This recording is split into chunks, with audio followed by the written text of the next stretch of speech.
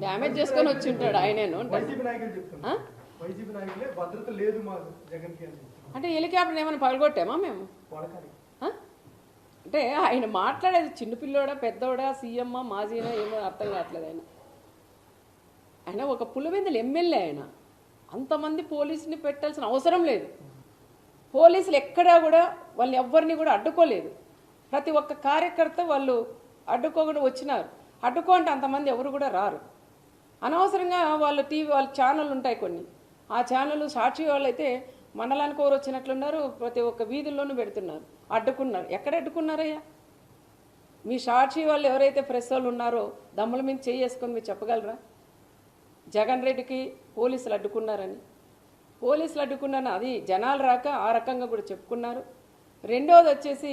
helicopter ఏదో అద్దం చేరినారు ఎవరు తెలుసు అది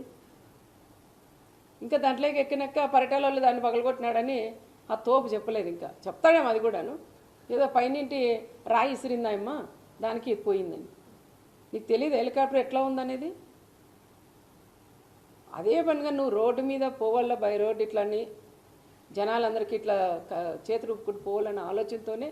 హెలికాప్టర్ చూపిస్తూ ఆయన ఈ విధంగా రోడ్ మ్యాప్ పోయినాడు కానీ